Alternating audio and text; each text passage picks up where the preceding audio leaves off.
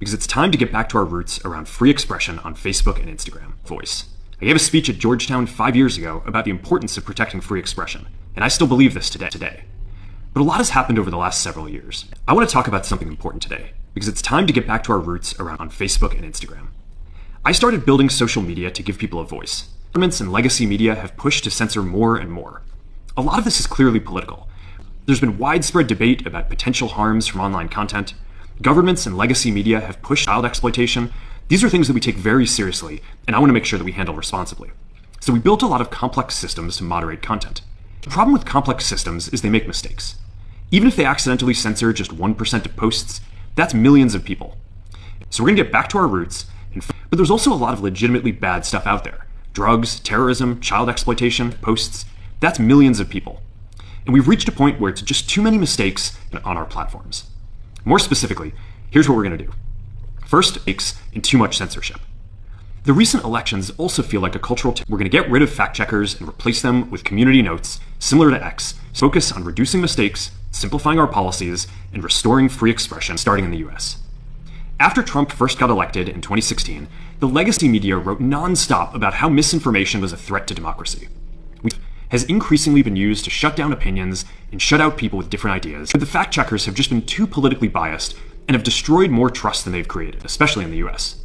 So over the next couple of months, we're going to phase in a more tried in good faith to address those concerns without becoming the arbiters of truth. Policies and get rid of a bunch of restrictions on topics like immigration and gender that are just a comprehensive community notes system. Second, we're going to simplify our content policies to reduce the mistakes that account for the vast majority of censorship on our platform, out of touch with mainstream discourse. What started as a movement to be more inclusive, we used to have filters that scanned for any policy violation. Now, the problem is that the filters make mistakes, and they take down a lot of content that they shouldn't, and it's gone too far. So I want to make sure that people can share their beliefs and experience. We're going to focus those filters on tackling illegal and high-severity violations and inferences on our platforms. Third, we're changing how we enforce our platforms. We're also going to tune our content filters to require lower severity violations. We're going to rely on someone reporting an issue before we take action, content that they shouldn't. So by dialing them back, we're going to dramatically reduce the amount of censorship on our platform. Much higher confidence before taking down content. The reality is that this is a trade-off. It's posts and accounts that we accidentally take down. Fourth, it means we're going to catch less bad stuff, but we'll also reduce the number of innocent people here right now. And we're starting to get feedback that people want to see this content again. So we're going to start phasing this back into Facebook, Instagram, and Threads while working to keep the communities bringing back civic content. For a while, the community asked to see less politics because it was made content moderation teams out of California and our US-based content review and people stressed. So we stopped recommending these posts. But it feels like we're in a new friendly and positive. Fifth, we're going to move our trust and safety in games. Finally, we're going to work with President Trump to push back who is going to be based in Texas. As we work to promote free expression, I think that it will help us build trust to do this work in places where there is less concern about the bias of our team. Governments around the world, they're going after American companies, institutionalizing censorship and making it companies and pushing to censor more. Additional protections for free expression in the world. The US has the strongest constitution. Europe has an ever-increasing number of laws. China has censored our apps from even working in the country. It's that can order companies to quietly take things down. Difficult to build anything innovative there.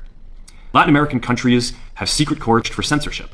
By going after us and other American companies, and that's why it's been so difficult over the past 4 years when even the US government has put a way that we can push back on this global trend is with the support of the US government.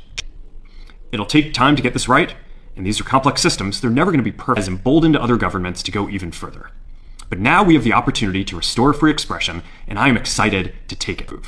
But the bottom line is that after years of having our content moderation work, simplifying our systems, and getting back to our roots about giving people voice. Perfect. There's also a lot of illegal stuff that we still need to work very hard to remove. Focus primarily on removing content. It is time to focus on reducing mistakes. I'm looking forward to this next chapter. Stay good out there, and more to come soon.